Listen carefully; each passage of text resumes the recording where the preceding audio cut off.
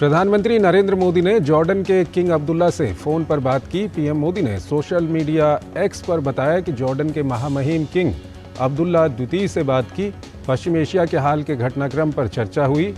हमने आतंकवाद, हिंसा और आम नागरिकों की मौत को लेकर गहरी चिंता साझा की। अंतर्राष्ट्रीय परमाणु ऊर्जा एजेंसी यानी IAEA के प्रमुख राफेल एम ग्रॉसी ने प्रधानमंत्री नरेंद्र मोदी से मुलाकात की। प्रधानमंत्री ने एक्स पर बताया कि राफेल एम ग्रॉसी के साथ सार्थक चर्चा हुई। भारत और IAEA के बीच स्थायी साझेदारी बढ़ाने पर बात हुई और हमारे नेट जीरो प्रतिबद्धता को पूरा करने के लिए परमाणु ऊर्जा की भूमिका का विस्तार करने के तरीकों पर चर्चा हुई।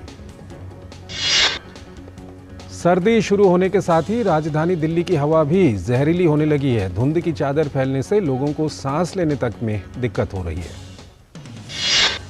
धुंध इतनी ज्यादा है कि सोमवार को इंडिया गेट के साथ साथ कई दूसरे इलाकों में भी विजिबिलिटी बेहद कम दर्ज की गई। सुबह से ही पूरे NCR में खतरनाक धुंध देखी गई। नेशनल एयर क्वालिटी इंडेक्स के मुताबिक राजधानी दिल्ली के ITO पर दिन के 3 बजे AQI 278 दर्ज किया गया, जो कि पुअर श्रेणी में था। पटवारगंज में AQI 299 दर्ज किया गया, जो पुअर कैटेगरी में था। वहीं वजीरपुर में AQI 316 दर्ज किया गया, जो बहुत खराब कैटेगरी में था। पिछले 6 अक्टूबर से प्रदूषण के बढ़ते स्तर को देखते हुए दिल्ली NCR में ग्रैब का पहला चरण लागू किया गया था, लेकिन अब 300 के पार चले जाने के बाद दिल्ली NCR में ग्रैब स्टेज 2 लागू कर दिया गया है। दिल्ली NCR में वायु गुणवत्ता के आधार पर GRAP को 4 चरणों में वर्गीकृत किया गया है। पहला चरण वायु गुणवत्ता सूचकांक 201 से 300 यानी खराब होने पर लागू किया जाता है। दिल्ली में तेजी से बिगड़ती वायु गुणवत्ता के बीच दिल्ली के पर्यावरण मंत्री गोपाल राय ने प्रदूषण खत्म करने के उपायों के कार्यान्वयन की समीक्षा के लिए एक बैठक बुलाई। दिल्ली में प्रदूषण की वजह से न सिर्फ पहले से बीमार लोगों की दिक्कतें बढ़ गई हैं, बल्कि युवाओं में भी कई तरह की परेशानियां देखने को मिलती हैं। कई जगहों पर सुबह शाम सैर करना भी छोड़ दिया है लोगों ने। मौसम विभाग का कहना है कि दिल्ली में तापमान में गिरावट और पराली जलाने से होने वाले उत्सर्जन के कारण दिल्ली NCR में हवा की गुणवत्ता अगले कुछ दिनों तक अत्यंत खराब रहेगी। ऐसे में लोगों को प्रदूषण से बचकर रहने की जरूरत है। केंद्रीय गृह और सहकारिता मंत्री अमित शाह ने नई दिल्ली में सहकारी निर्यात पर राष्ट्रीय संगोष्ठी को संबोधित किया। समारोह में अमित शाह ने NCEL के लोगो, वेबसाइट और ब्रोशर का भी लोकार्पण किया। केंद्रीय गृह और सहकारिता मंत्री अमित शाह ने NCEL सदस्यों को सदस्यता प्रमाण पत्र भी वितरित किया। एक दिवसीय संगोष्ठी में निर्यात बाजारों से जोड़ने के लिए सहकारी समितियों का मार्गदर्शन, भारतीय कृषि निर्यात क्षमता और सहकारी समितियों के लिए अवसर सहित अनेक विषयों पर मंथन किया गया। कार्यक्रम को संबोधित करते हुए केंद्रीय गृह और सहकारिता मंत्री अमित शाह ने कहा, हमारा प्रमुख लक्ष्य कृषि निर्यात बढ़ाना और किसानों को समृद्ध करना है। अमित शाह ने कहा, पीएम मोदी ने प्राकृतिक खेती को बढ़ावा देने के लिए कई अहम कदम उठाए। उन्होंने कहा 2027 तक 2 करोड़ तक किसान अपनी भूमि को प्राकृतिक घोषित करने में सफल होंगे। केंद्रीय वाणिज्य मंत्री पीयूष गोयल ने कार्यक्रम को संबोधित करते हुए पीएम मोदी के नेतृत्व में देश तेजी से प्रगति कर रहा है ये कहा। उन्होंने कहा कि आज खाद्य और कृषि पदार्थ सबसे ज्यादा भारत के निर्यात में योगदान प्रदान कर रहे हैं। नई दिल्ली के नेहरू पार्क में G20 वृक्षारोपण समारोह का आयोजन किया गया। विदेश मंत्री डॉक्टर जयशंकर, केंद्रीय मंत्री हरदीप पुरी और दिल्ली के उपराज्यपाल ने G20 वृक्षारोपण समारोह में बरगद का पौधारोपण किया। G20 देशों और आमंत्रित सदस्य देशों के प्रतिनिधि भी इसमें शामिल हुए। विदेश मंत्री डॉक्टर जयशंकर ने कहा, वैश्विक कूटनीति में ये धारणा रही है कि भारत में हुए G20 सम्मेलन में ठोस तरीके से महत्वपूर्ण मुद्दों पर काम किया गया। उन्होंने कहा, G20 सम्मेलन लोगों की अपेक्षा से कहीं अधिक बेहतर निकला। विदेश मंत्री डॉक्टर एस जयशंकर ने कहा कि कई देशों ने G20 में अफ्रीकी संघ की स्थायी सदस्यता पर खुशी जताई है। उन्होंने कहा कि G20 लोगों की अपेक्षा से कहीं बेहतर रहा है। केंद्रीय मंत्री हरदीप पुरी ने कहा, G20 सम्मेलन में जलवायु वित्तपोषण, स्थानीय संस्कृति और आर्थिक विकास, जल सुरक्षा और शहरी नियोजन पर विशेष जोर रहा। G20 शेर्पा अमिताभ कांत ने कहा कि G20 सम्मेलन को सफल बनाने के लिए सभी सदस्य देशों का आभार जताया। दिल्ली के उपराज्यपाल विनय कुमार सक्सेना ने कहा कि राजधानी दिल्ली में G20 सदस्य देशों से आए पौधों से दिल्ली की पारिस्थितिकी और समृद्ध हुई है। ऑपरेशन अजय के तहत छठी फ्लाइट इजराइल से भारतीयों को लेकर वापस भारत लौटी। छठी फ्लाइट में कुल 143 यात्री शामिल थे। इस फ्लाइट से 2 नेपाली नागरिक भी भारत पहुंचे हैं। केंद्रीय ग्रामीण विकास राज्य मंत्री फग्गन सिंह कुलस्ते ने यात्रियों का स्वागत किया। विदेश मंत्रालय के सचिव पूर्व सौरभ कुमार ने नई दिल्ली में अंतर्राष्ट्रीय परमाणु ऊर्जा एजेंसी के महानिदेशक राफेल मारियानो ग्रोसी से मुलाकात की। दोनों ने आपसी हित के विभिन्न मुद्दों पर चर्चा की। मध्य प्रदेश में कांग्रेस कार्यकर्ताओं ने भोपाल में पार्टी के प्रदेश अध्यक्ष कमलनाथ के आवास के बाहर प्रदर्शन किया और नर्मदापुरम, सिवनी, मालवा और रामपुर बाघेलान सीटों पर घोषित उम्मीदवारों को बदलने की मांग की। कांग्रेस कार्यकर्ताओं का आरोप है कि पार्टी ने सालों से पार्टी के लिए मेहनत करने वाले जमीन से जुड़े नेताओं को टिकट न देकर अयोग्य प्रत्याशियों को टिकट दिया है, जिसके विरोध में भोपाल में पार्टी के प्रदेश अध्यक्ष कमलनाथ के आवास के बाहर प्रदर्शन किया गया। राजस्थान सरकार में मंत्री प्रताप सिंह खाचरियावास ने कहा कि मुख्यमंत्री का चेहरा वहां घोषित किया जाता है जहां मुख्यमंत्री नहीं होता। ये सब बाद में तय होगा, फिलहाल हमारे यहां मुख्यमंत्री का झगड़ा नहीं है। भाजपा नेता गजेंद्र सिंह शेखावत ने राजस्थान की कांग्रेस सरकार पर अराजकता और तुष्टीकरण की राजनीति का आरोप लगाया। उन्होंने कहा कि राजस्थान में एक के बाद एक जो घटनाएं घटित हुई, उससे ये साफ होता है कि राज्य सरकार किसी एक संप्रदाय के खिलाफ मुहिम चला रही है। समाजवादी पार्टी द्वारा अखिलेश यादव को भावी प्रधानमंत्री बताते हुए पोस्टर लगाए जाने पर सुभाषपा प्रमुख ओपी राजभर ने कहा, सपना देखना बुरी बात नहीं है, लेकिन उसके लिए काम करना पड़ता है। वो हंसी के पात्र बनते जा रहे हैं।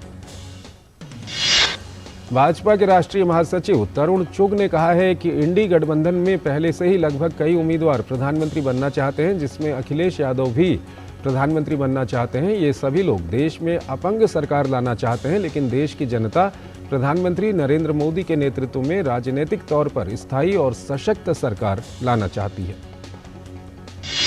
रक्षा मंत्री राजनाथ सिंह असम और अरुणाचल प्रदेश की 2 दिवसीय यात्रा पर तेजपुर पहुंचे। रक्षा मंत्री का सशस्त्र बलों के जवानों के साथ बातचीत करने का भी कार्यक्रम है।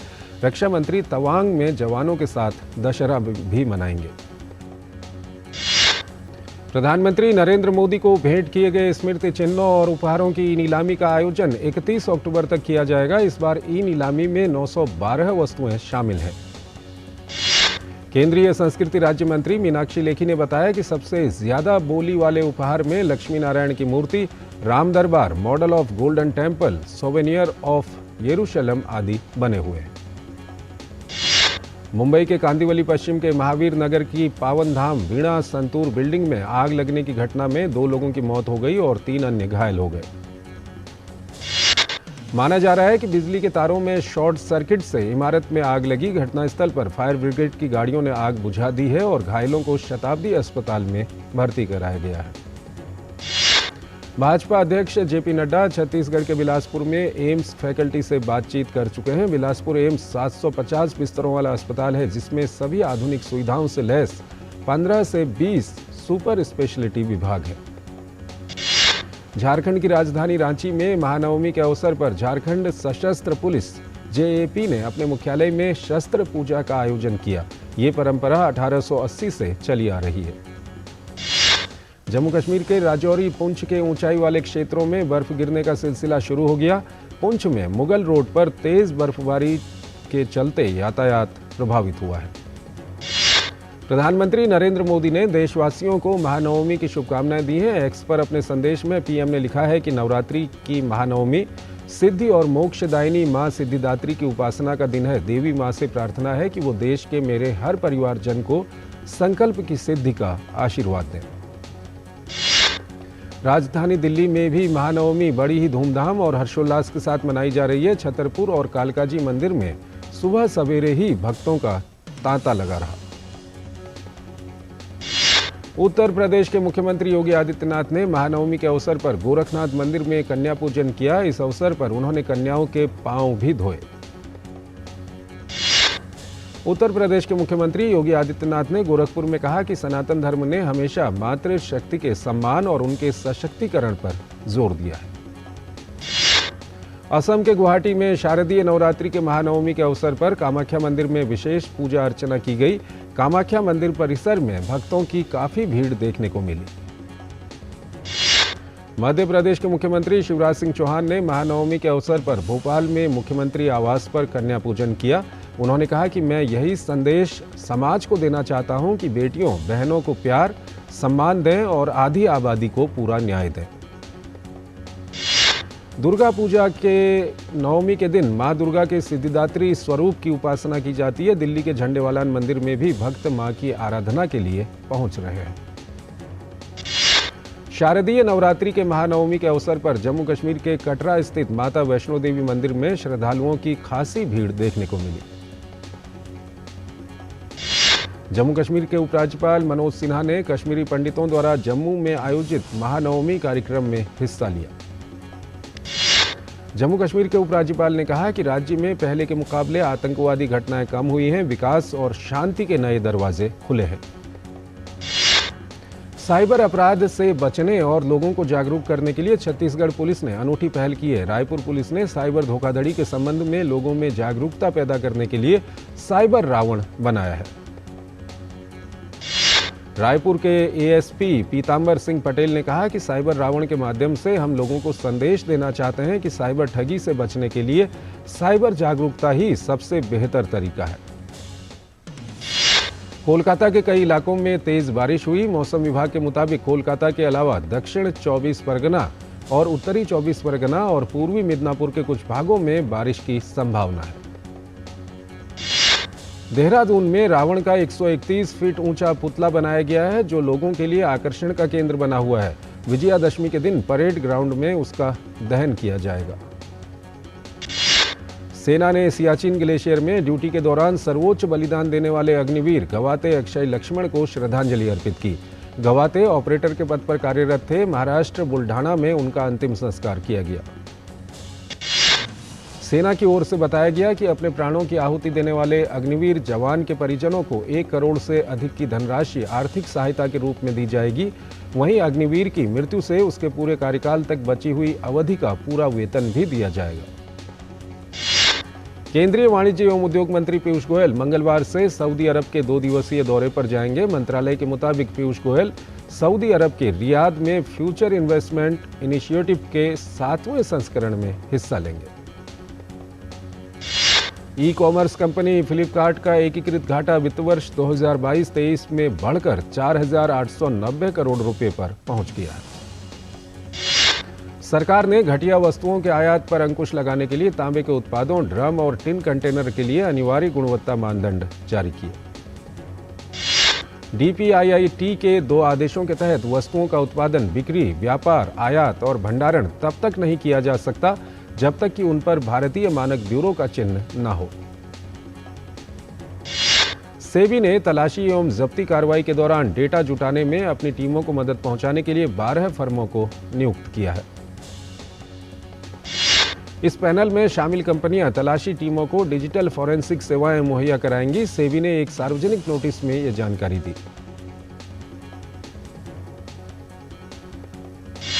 घरेलू उत्पाद और स्टेशनरी विनिर्माता सेलो वर्ल्ड का 1,900 करोड़ रुपए का आईपीओ 30 अक्टूबर को खुलेगा। मीडिया कंपनी एनडीटीवी का चालू वित्त वर्ष की दूसरी तिमाही में एकीकृत शुद्ध लाभ 57% गिरकर 5.55 करोड़ रुपए रह गया।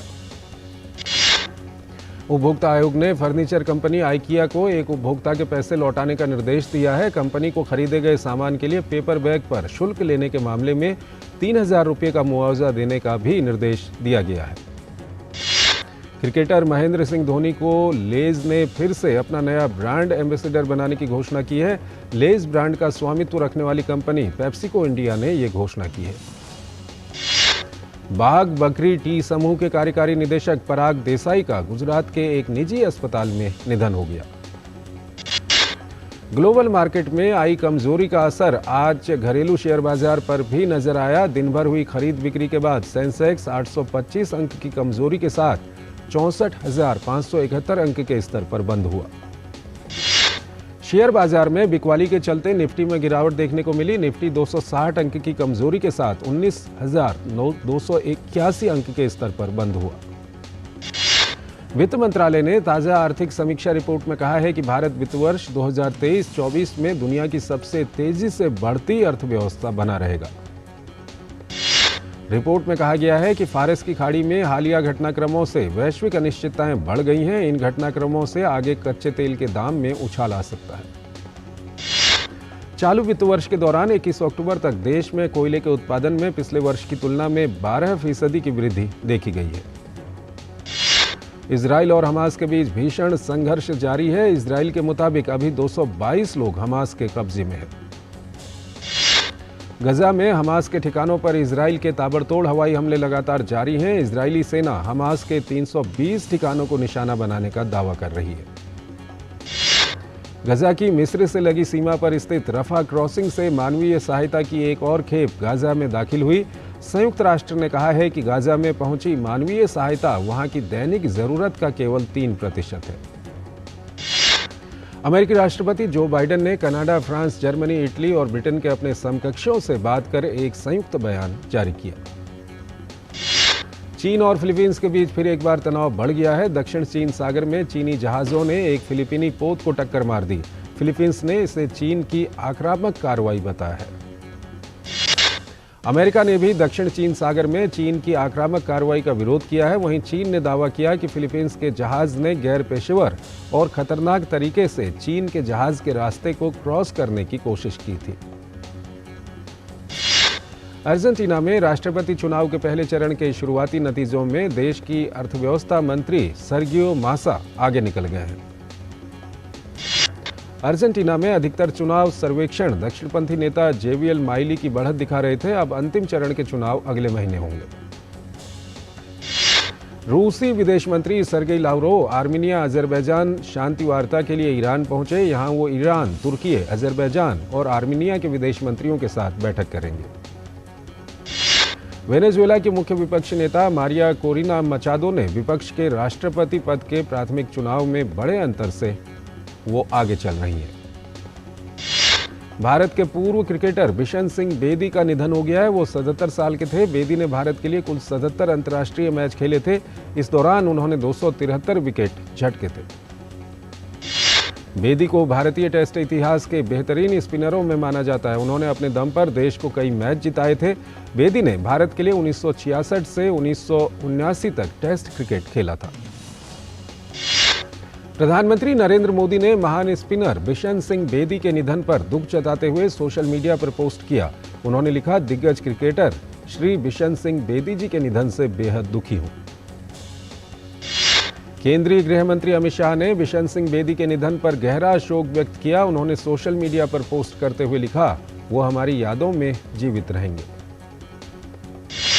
केंद्रीय खेल मंत्री अनुराग सिंह ठाकुर ने बिशन सिंह बेदी के निधन पर दुख प्रकट किया। उन्होंने कहा कि बिशन सिंह बेदी का निधन क्रिकेट जगत के लिए बड़ा नुकसान है। टोक्यो पैरालंपिक में पदक जीतने वाली अवनी लेखरा ने पदक जीतने का सिलसिला एशियन पैरा गेम्स में भी बरकरार रखा। चीन के हांगझोउ में चल रहे एशियन पैरा गेम्स में भारतीय खिलाड़ियों ने जोरदार शुरुआत की है। भारत ने मेंस हाई जंप T63 में पहले 2 स्थान हासिल किए। पुरुषों के क्लब थ्रो F51 में भारत के पैरा एथलीटों ने जोरदार प्रदर्शन करते हुए स्वर्ण, रजत और कांस्य तीनों पदक जीतने में सफलता पाई। महिलाओं की पैरा कैनोइंग में भारत की प्राची यादव ने रजत पदक जीतने में सफलता पाई। प्राची ने महिलाओं की VL2 स्पर्धा में ये पदक अपने नाम किया। निशानेबाजी में रुद्रांश खंडेलवाल ने भारत को पहला पदक दिलाया। रुद्रांश खंडेलवाल ने मिश्रित 50 मीटर पिस्टल SH1 इवेंट में देश के लिए रजत पदक जीतने में सफलता पाई। पुरुषों के T47 हाई जंप में भारत के निशात कुमार ने 2.02 मीटर की जंप के साथ स्वर्ण पदक जीता। वहीं भारत के ही रामपाल ने 1.94 मीटर के साथ रजत पदक अपने नाम किया। भारत के अंकुर धामा ने पुरुषों के 5000 मीटर T11 इवेंट में स्वर्ण पदक जीतने में कामयाबी पाई। अरुणा तंवर ने पैरा ताइक्वांडो में K44 कैटेगरी के 47 किलो भार वर्ग में कांस्य पदक जीता। ये एशियन पैरा गेम्स में पैरा ताइक्वांडो में भारत का पहला पदक है। इंग्लिश प्रीमियर लीग में एस्टन विला ने अपने शानदार प्रदर्शन को जारी रखते हुए वेस्ट हैम यूनाइटेड को 4-1 से हराने में सफलता पाई। ला लीगा में बार्सिलोना ने एथलेटिक बिलाबाओ को 1-0 से हराने में सफलता पाई। इस जीत के साथ बार्सिलोना लीग में तीसरे स्थान पर पहुंच गई है। इटालियन फुटबॉल लीग सेरिया में यूवेंटस ने एसी मिलान पर 1-0 की रोमांचक जीत हासिल की। इस जीत के बाद यूवेंटस लीग में तीसरे स्थान पर बनी हुई है। आईसीसी विश्व कप में अफगानिस्तान ने पाकिस्तान को 8 विकेट से हरा दिया है। एक दिवसीय क्रिकेट में अफगानिस्तान की पाकिस्तान पर यह पहली जीत है। रक्षा मंत्री राजनाथ सिंह ने भारतीय वायुसेना सभागार में वायुसेना के अधिकारियों के साथ तेजस फिल्म देखी। कंगना रनौत की यह फिल्म 27 अक्टूबर को सिनेमाघरों में आएगी। फिल्म लियो की देश भर में रिलीज के चौथे दिन कमाई 181 करोड़ के पार पहुंची। फिल्म की कमाई दुनिया भर में 4 दिनों में 400 करोड़ को पार कर गई। बॉलीवुड के जाने माने गायक अरमान मलिक ने अपने दूसरे एल्बम ओनली जस्ट बिगन की घोषणा की। इस सीरीज का उनका पहला एल्बम अरमान के 9 साल बाद आ रहा है। बाहुबली फेम प्रभास का आज 44वां जन्मदिन है। इसी मौके पर 22 दिसंबर को आने वाली उनकी फिल्म सालार पार्ट 1 सीज फायर का मेकर्स ने सोशल मीडिया पर पोस्टर रिलीज किया।